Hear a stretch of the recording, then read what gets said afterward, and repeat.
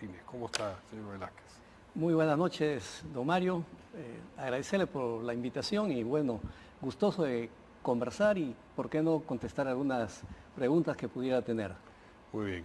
Entendemos que tiene usted un análisis, unas reflexiones acerca de cuál podría ser la salida ordenada a la crisis política que estamos viviendo y tiene también información sobre cómo sería la correlación de fuerzas para que se produjese una sucesión con Dina Boluarte como presidente de la República dentro del Ejecutivo y dentro del Legislativo. Cuéntenos, por favor. Sí, en principio creo que cualquier cambio o decisión política que se tome se tiene que hacer en el marco de la Constitución y de las normas vigentes. Fuera de ello es ilegítimo, es inconstitucional y además antidemocrático.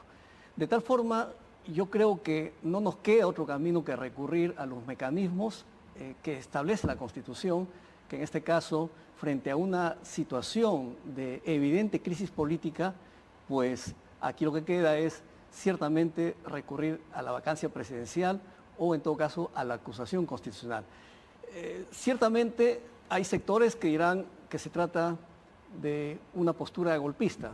Lo que ocurre es que cuando hay una crisis aguda provocado por el propio poder de turno, en este caso por el Ejecutivo, en la figura del presidente de la República, pues la solución tenemos que encontrar en aquellos mecanismos que te ofrece el propio sistema, en este caso democrático constitucional.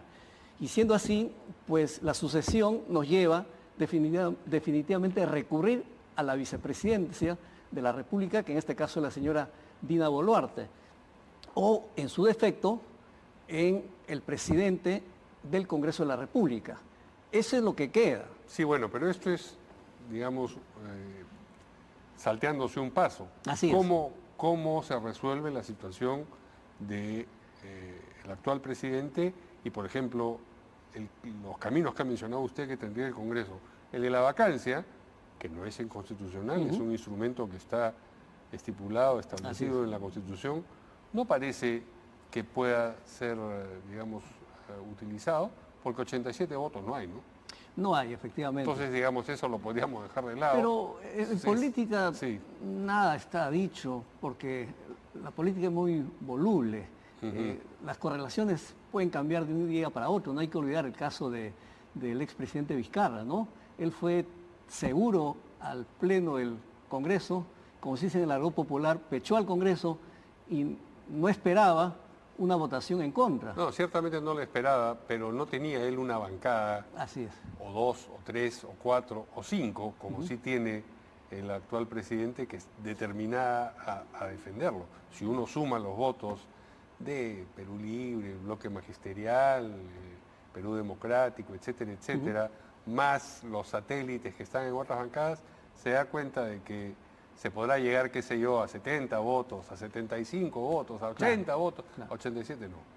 Claro, pero evidentemente estamos por lo mismo frente a una crisis que de prolongarse, pues puede llevar al descalabro al país con efectos económicos en el campo laboral, en el campo social.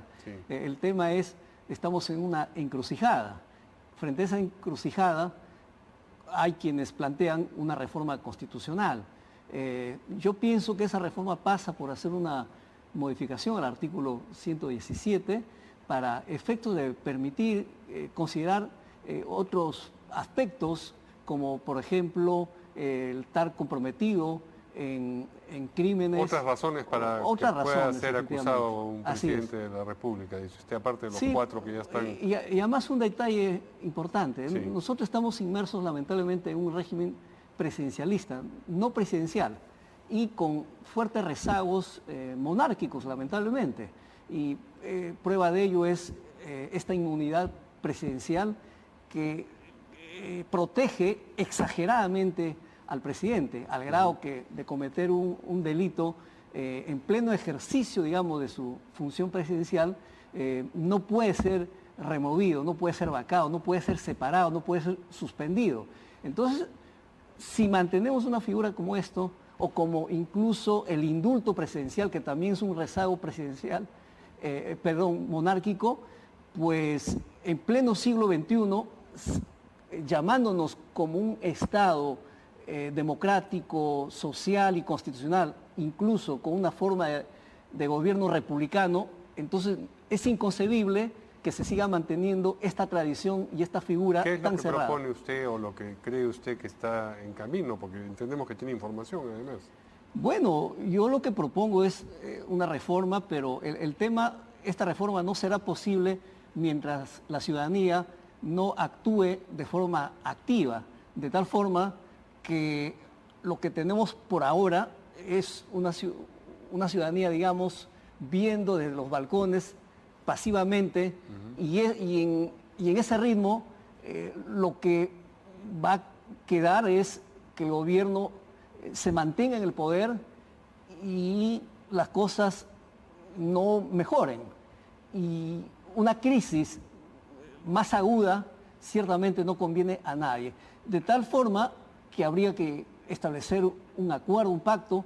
Yo no sé si la OEA algo tenga que ver en esto. Lo que ocurre es que la Carta Interamericana Democrática no ha establecido los mecanismos institucionales para poder intervenir, como ocurre, por ejemplo, con la Convención Americana de Derechos Humanos, que tiene un instrumento institucional que es el Sistema Interamericano de Derechos Humanos, como la Comisión Interamericana y la Corte Interamericana.